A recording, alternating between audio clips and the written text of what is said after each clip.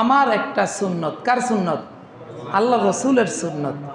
একটা সুন্নতকে যে ব্যক্তি অনুসরণ করবে, আল্লাহ রসুলের ভাষায় মান তামাসসাকা, মজবুতভাবে ধরবে একটা সুন্নত, যে কোনো একটা সুন্নতকে মজবুতভাবে ধরবে, আল্লাহ রসুল বলেন ফালাহু আজরু মিআতি শহীদ, আল্লাহ তাআলা তাকে 100 শহীদের সওয়াব দান করবেন।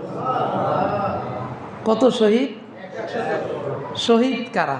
যারা আল্লাহ তাআলার হুকুমে আল্লাহর রাস্তায় নিজের জীবনকে বিলিয়ে দেয়।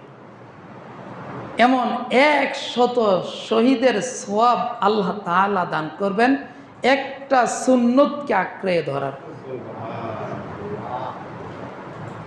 কত সুন্নত আমরা অবহেলায় ইচ্ছাকৃতভাবে ছেড়ে দেই। যেমন টুপি, এটা একটা সুন্নত না?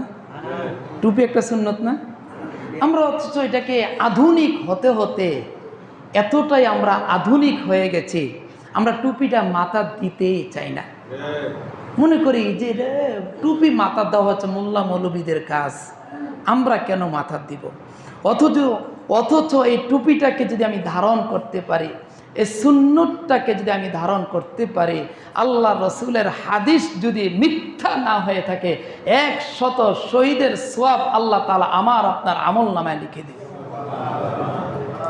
মেসওয়াক একটা সুন্নত না? একটা সুন্নত।